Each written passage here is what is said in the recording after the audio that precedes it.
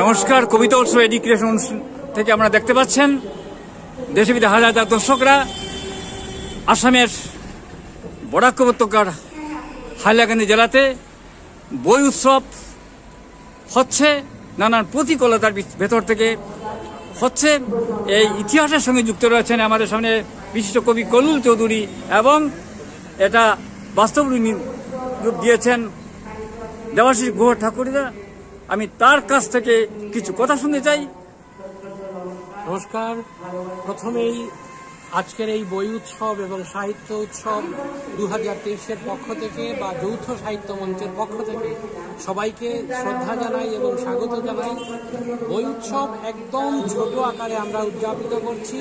আমাদের একটাই চিন্তা, আমাদের একটাই মনন যে বইকে বাঁচিয়ে যেভাবেই ওকে রাখতে পারি। বইকে বাঁচাতে হবে, কারণ আগামী প্রজন্মের হাতে যদি আমরা বই রেখে না যাই তাহলে আমাদের আর কিছুই আর দেওয়ার নেই।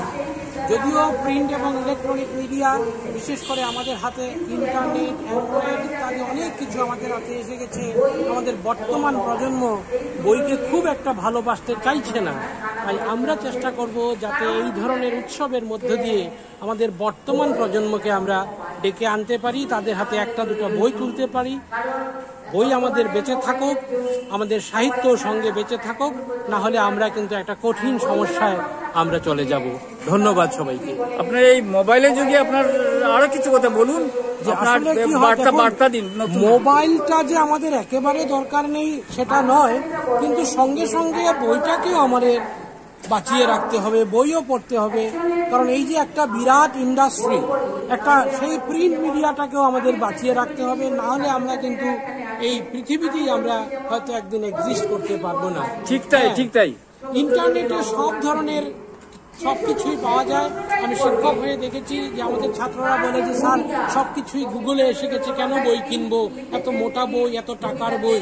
আসলে একটা দিক আমরা যখন দেখি যে বইয়ের কিন্তু মূল্যটাও অনেক অনেক বেশি, তাই স্বল্প মূল্যে কিভাবে বই ছাপানো যায় এবং ছাত্রছাত্রীদের হাতে বই কিভাবে পৌঁছে দিতে যাওয়া যায় সেটাই আমাদের মূল উদ্দেশ্য। সেই উদ্দেশ্যেই আমরা হাইলাকান্দির প্রত্যন্ত জেলার এই ধরনের বই উৎসবের আয়োজন করে থাকি। যৌথ মঞ্চের পক্ষ থেকে সবাইকে অনেক অনেক অভিনন্দন। আমরা এটাকে স্বাগত জানাচ্ছি, এবং বই পড়া হোক, বই ছড়িয়ে পড়ুক, গড় করে বইয়ের আবার সেই পুনরুদিন চলে আসুক। নমস্কার, আপনি ব্যস্ততা সময় দেওয়ার জন্য।